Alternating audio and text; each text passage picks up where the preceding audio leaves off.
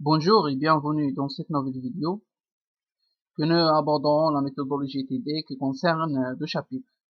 Chapitre 1, le cas pratique, et chapitre 2, le commentaire d'arrêt. On commence par cas pratique.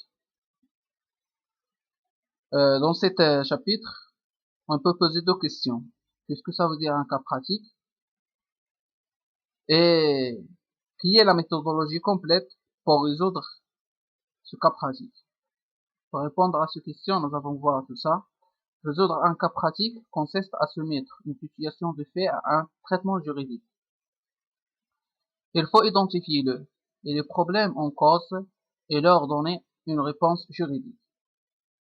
Avant toute chose, il est conseillé de lire plusieurs fois le cas pratique dans son intégralité afin d'identifier les différents problèmes juridiques traités et de déterminer les faits pertinents. La méthodologie de ces exercices se décompose en 5 étapes de résolution. Première étape, nous allons voir l'introduction.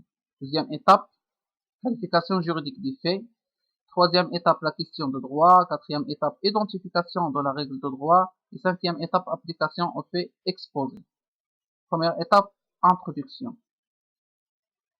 Dans l'introduction, nous allons voir deux choses très importantes, sont l'accroche et récapitulatif des faits présentés.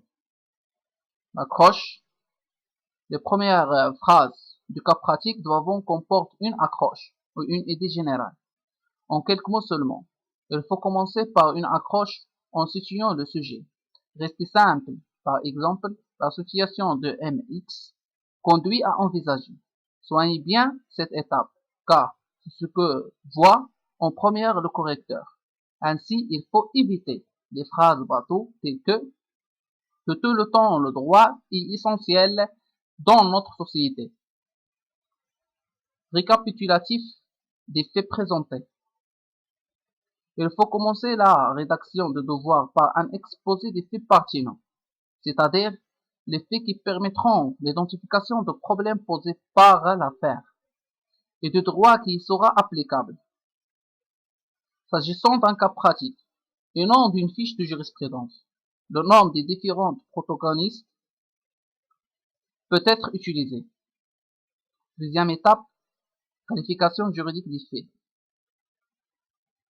C'est la traduction juridique des données factuelles et il s'agit à partir d'une description factuelle de les qualifier juridiquement, c'est-à-dire rattacher un fait correct à une catégorie abstraite connue du droit qui, contrairement aux faits, a une portée générale. Par exemple, s'il est indiqué qu'un enfant est né pendant le mariage d'un couple, il y a tout lieu de penser que cet enfant est légitime. Troisième étape, la question de droit. Il faut ici trouver et énoncer la question juridique que vous allez devoir résoudre. Quatrième étape, identification de la règle de droit. Se référer à la loi et aussi envisager en complément de la règle droit la jurisprudence et la doctrine. On commence par se référer à la loi. La quatrième étape consiste à trouver la règle de droit applicable en droit français. D'après la tradition romano-germanique, la source primordiale du droit est la loi. Par exemple, l'article 310.1 du Code civil indique quels sont, en droit français, les modes d'établissement de la filiation. La jurisprudence vient toujours après. Le nombre des différents protagonistes ici ne doit donc plus être utilisé et doit être remplacé par leur qualité générale.